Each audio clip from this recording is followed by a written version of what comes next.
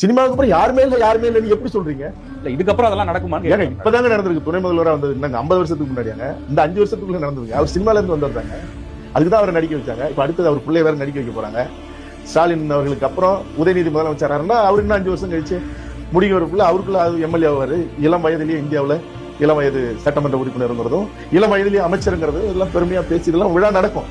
ஏன்னா நீங்க எல்லாம் இதெல்லாம் பார்த்துதான் தமிழ்நாட்டு மக்கள் எப்ப 1000க்கு 2000க்கு சோரம் போய் நிக்கிற இந்த கூட்டம் இதெல்லாம் பார்த்து அப்ப கூட புத்தி வராது. புரிஞ்சு நின்று நான் யார் தெரியுமா நீ யார் தெரியுமா நின்று கை தட்டும். அதுக்கு 100-200 வாங்கிட்டு இந்தாண்ட போய் திமுக கரை வெட்டி வேட்டியை கட்டிட்டு போய் கூட்டம் கூட்டமா நின்று வெயில்ல கை தட்டிட்டு வரும். அதுக்கப்புறம் இந்தாண்ட எடப்பாடி பழனிசாமி அவர்கள் மாதிரி யாராவது ஒருத்தவங்க அண்ணா திமுக இருந்தாங்கன்னா அங்கேயும் போய் கழிச்சு அங்க ஒரு 250 ரூபாய் கொடுத்து அந்தாண்ட போய் வேட்டி சட்டையெல்லாம் மாத்திட்டு அந்தாண்ட ஜூனியர் ஆர்டிஸ்ட் ஆயிடுச்சு தமிழ்நாட்டு மக்கள். அறுவருப்பா சொல்லணும்னா ஜூனியர் ஆர்டிஸ்ட் எங்கனாலும் போய் என்ன வசனம் சொல்றனோ அந்த இடத்துல சொல்லிட்டு பிச்சை வாங்கிட்டு வந்துடும். இது அன்றாட பிச்சை. அப்புறம் தேர்தலுக்கு ஒரு பிச்சை இருக்கு, ஒரு பெரிய பிச்சை. இந்த பிச்சை வாங்கி திங்கிற இனமாக இன்னைக்கு தமிழ் இனம் மாறிடுச்சு. இதான் இன்னைக்கு நீங்க விஜய்க்கு ஒரு கூட்டம் வருதுன்றதுனால என்னமோ அரசியலே மாறிடும்ன்ற மாதிரி அந்த யோசனையில இருக்கீங்கன்னு நினைக்கிறேன். தமிழ்நாடு அரசியல் களத்தில் அவருக்கு என்ன அவ்வளவு கூட்டம் வருது? நான் என்னமோ விஜயோட பிரதிநிதியா பேசுற மாதிரி பேசிட்டு இருக்கீங்க. நான் சொல்றது இருக்கிற இயல்பா சொன்னேன்.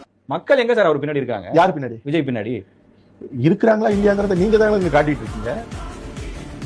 நீங்க தானே ஊடகங்கள் தானே காட்டிட்டு இருக்கு இவ்வளவு பெரிய கூட்டம் இருக்குன்னு. அதை பார்த்து தாங்க திமுக சிக்கலாயிரும்னு அவருக்கு சிக்கலை கொடுத்துட்டு இருக்குன்னு நீங்க தானங்க விவாதம் நடத்துறீங்க உங்க ஊடகங்கள்.